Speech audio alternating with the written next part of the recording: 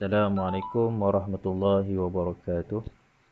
Let's start our class today with Ummul Kitab Al-Fatihah.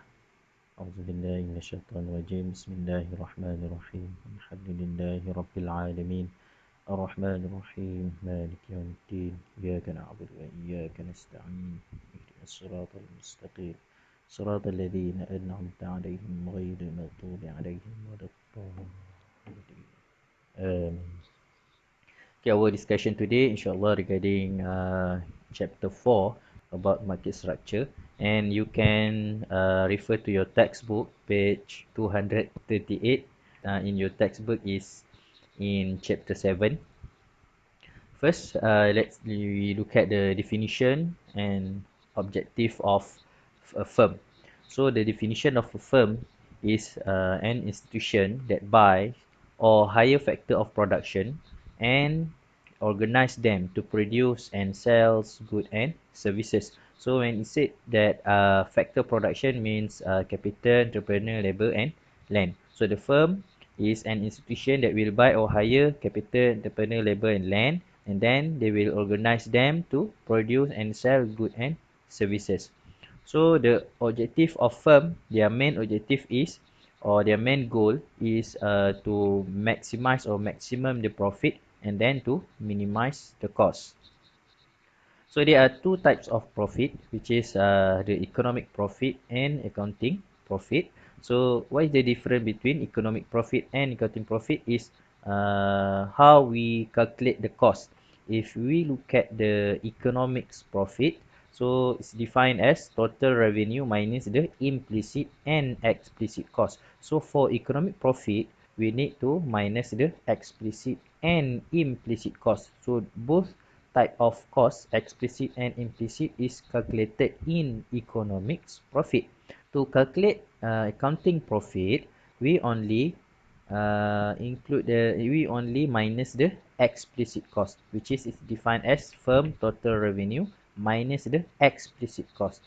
It is this is the difference between economics profit and accounting profit. For economic profit, the total revenue will minus the explicit and implicit cost. For accounting profit, total revenue will minus the explicit cost only. So what is the difference between explicit and implicit cost? So explicit cost is a transaction that has measurable cost to a firm.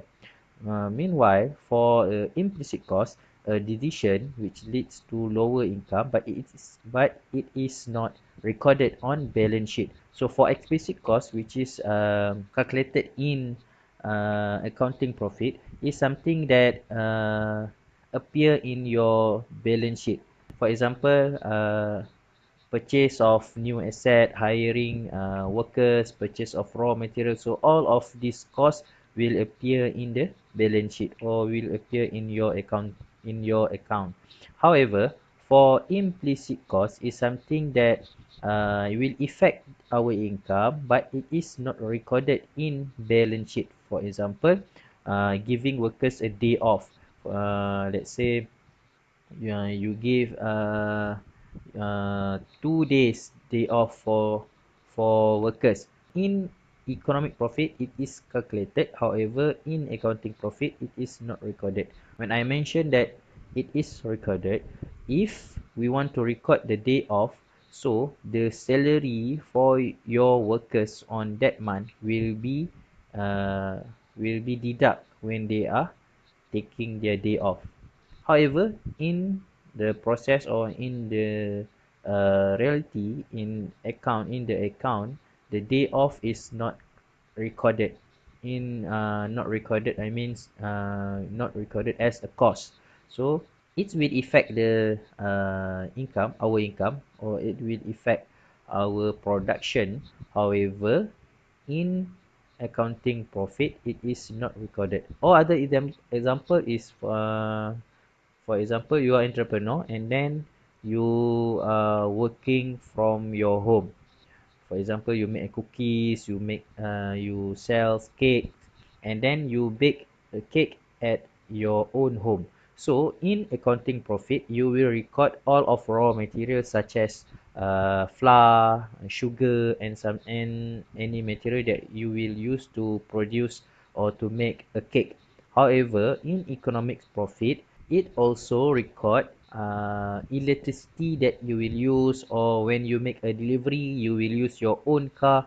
So the cost for your own car means maintenance of that car. So it is calculated in economic profit. But for accounting profit, all of that cost is not included because it is a implicit cost. Next, profit maximization. So to determine our profit maximization, or to determine the point that will maximum our profit, there are two approach. Number one is total approach, and number two is marginal approach. For total approach, it is the simplest way to determine the equilibrium of a firm. So if you can see in the slide, total approach is determine the biggest gap, the larger gap between the total cost and total revenue. For example, at the diagram number one, so diagram number one is for perfect market. So there are two types of market. Either it is a perfect market or imperfect market. Okay, for perfect market, the diagram of total revenue is a straight line, and for imperfect market, there are a curve of the total revenue, and the maximum profit for total approach is we will look at the point when the gap between total revenue and total cost is the highest. So this is the highest vertical difference. So this point is the total approach, or the equilibrium for total approach. And for imperfect market, you can see the highest vertical differences is at this point, at point N. So if you look at the statement here, it states that the firm maximum profit at 0n output. So this is their maximum output. And under an imperfect market, total revenue curve continue to rise from left, and then their maximum output is at 0n, also at 0n, because at this point. Okay, if you want to put it and put a number, maybe this is 0, this is 5, so we can say that the maximum profit is at 5 unit. Okay, for marginal approach, so a firm said to be in equilibrium when marginal revenue is equal to marginal cost. Okay, you need to remember, for marginal approach, we need to look at the point when they are intersect between marginal revenue and marginal cost. MR intersect with MC. So under perfect market, MR curve is horizontal, and for imperfect market, MR or marginal revenue curve is downward sloping. Okay, look at the diagram. So it's stated here.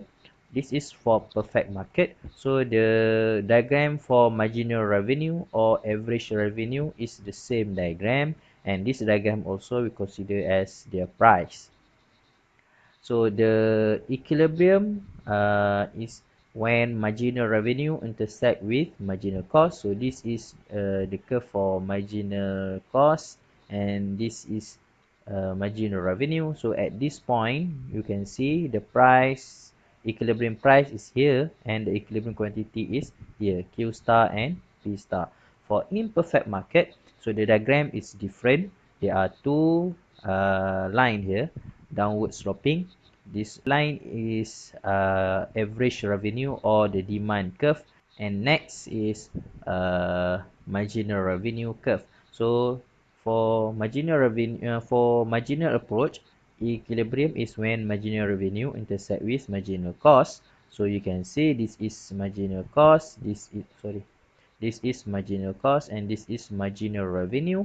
So the equilibrium is here. But for the price, you need to look at the diagram of demand or diagram of average revenue. Okay, the price is at the diagram of average revenue. For perfect market, this is the diagram for marginal revenue and average revenue. So when MC intersect with MR at the same line is the price, because this is also the line for average revenue. However, for imperfect market, the equilibrium is when MC intersect with MR. So this is the quantity equilibrium. For price equilibrium or equilibrium price, we need to look at the average revenue diagram. A line for average revenue. So when you look at the line for average revenue, and then this is the equilibrium price. So that is the difference for marginal approach for perfect market and imperfect market. Now we look at the market structure. So first, what is the definition of market? So market is an arrangement that facilitates buying and selling of a good, service, factor production, and or future commitment. Or the other definition is a market is a place where the buyers and sellers meet with one another and involve transaction. For for the definition of market structure is refer to a number and distribution size of buyers and sellers in the market of a good and service. And market structure is an indication of the number of buyers and sellers, their market share, the degree of product standardization, and the ease of market entry and exit. So the difference between market structure, we will look at after this. You can differentiate between each market structure regarding this criteria, which is regarding the number of buyers and number of buyers and sellers, their market share, the degree of product standardization, and the ease of market entry and exit. Either it is easy to entry and exit, or it is difficult to entry and exit in this type of market. So we will look at after this slide. So the type of market. So there are four types of market. Number one is perfect competition. So for the perfect competition, there are the definition for perfect competition is there are large number of buyer and sellers buying and selling identical product. So the point is identical product and large number of buyer and seller without any restriction on entry and exit, and having perfect knowledge of the market at a time. So the main point here for perfect competition is large number buyer and seller and identical product without any restriction. There are no restriction to entry and exit, and they are also having perfect knowledge of the market. That is for perfect competition. And number two is monopoly. So for monopoly, there is a single seller and a large number of buyers selling product that has no close substitution and has a high entry and exit barrier. So the main point for monopoly is they are single seller but large number of buyer, and their product that they sell is no close substitute, and then they are very high entry and exit barrier, very high barrier. It is difficult for other people to sell or uh, to enter into this type of market. Okay, next we look at the monopolistic competition. So for the monopolistic competition, there are large number of sellers, large number of buyers, and this type of market or this firm under this type of market is selling differentiated product due to branding and labeling, and there are no barriers to entry and exit. It is quite similar to perfect competition, if you can see, because it is large number of sellers and buyer. Same with perfect competition. However, for perfect competition, the product is identical. But for monopolistic competition, the product is differentiated. We can differentiate the product due to branding and labeling, because the product under this market is having the branding and labeling, and it's also no barriers to entry and exit. And the last type of market is oligopoly. So the oligopoly is when there are only a few firms in the industry but a large number of buyers. Product can be either identical or differentiated, and there are barriers to entry and exit. So for oligopoly, it's a few. If monopoly is only single seller, one seller only. But for oligopoly, it's a few firm and then large number of buyer, and the product either identical or differentiated. Okay, for the product under oligopoly is either identical or differentiated, and there are also barriers to entry and exit. But the barriers here is not as tight as monopoly. For perfect competition, there are no barriers. For monopolistic also, there are no barriers. For monopoly, there is a barrier, high entry and exit barriers. And for oligopoly, there is also barriers, but it is not as high or not as tight as monopoly market.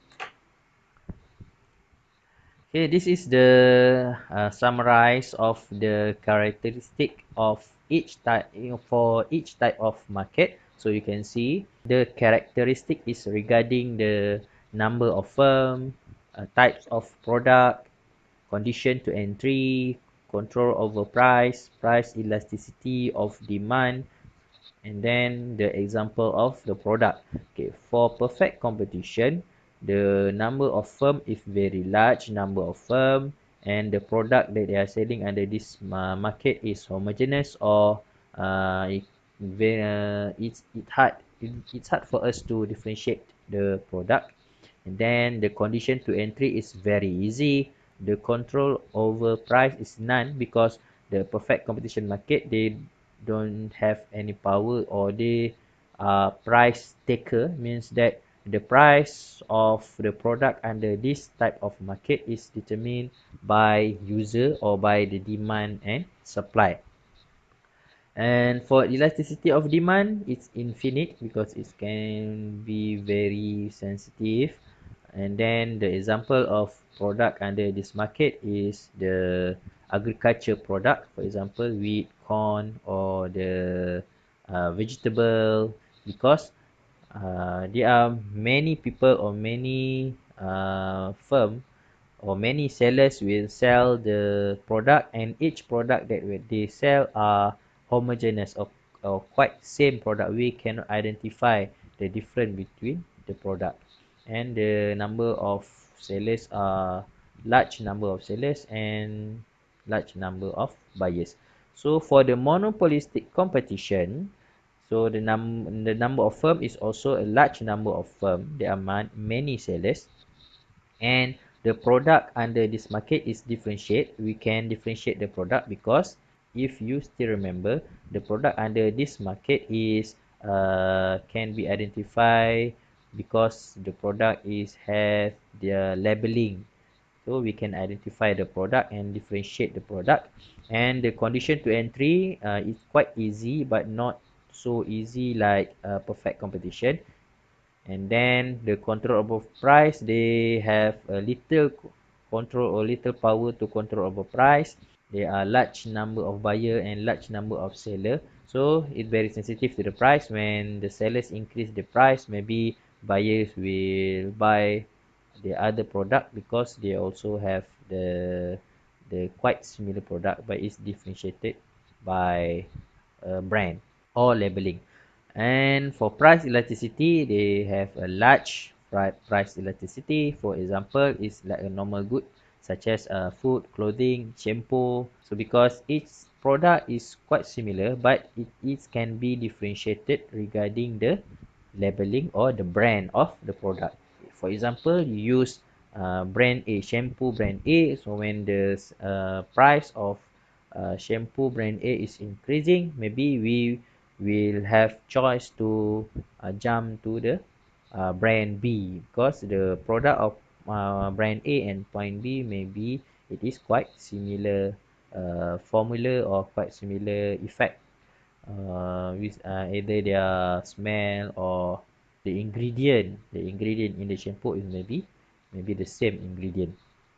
Okay, next, for oligopoly market, the few number of firm or few number of seller, and the product under this type of market is either homogeneous or differentiated, and condition to entry is quite difficult. And then the controllable price, they have some, or they have a little advantage in the price. However, there are certain situation that will limit the effect of the price. And then the price elasticity of demand is a small elasticity, maybe because it's not very sensitive. The effect of quantity is very small, and if the seller increase the price, so maybe it will affect a little quantity of demand. And then the example is, for example, like automobile company, cigarette company, or the fuel company or petrol company. So we have in our country, there are Shell, Petronas, what else?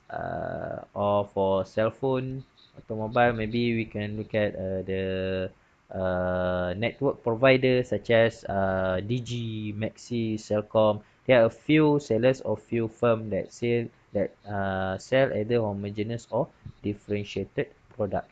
And the number four, the types number four is monopoly market. And for monopoly market, there are only one seller, and the product is unique, or there are no close substitute. Mean unique is there are no close substitute. The product is one only. There are only one seller, and the condition to entry is blocked. Means that the other people or the other company cannot sell the same product, and the control over price is considerable. Means that yes, this type of market, the firm or the seller will control their price, and then the price elasticity of demand is very small. And because they are single seller, so when the firm increase the price, so the buyer will still buy the product because there are no close substitute. They don't have the other choice, they need also to buy the product. So that's why the price elasticity of demand is very small. And the example of this type of market is local phone service. If in Malaysia, we have the for fixed line, yes, TM or telecom, and for electricity we have TNB. So these two types of provider is a monopoly market. Okay, I think maybe that's all for this video, and inshallah in next video I will share the detail regarding the perfect competition and monopoly market. Thank you, and Assalamualaikum.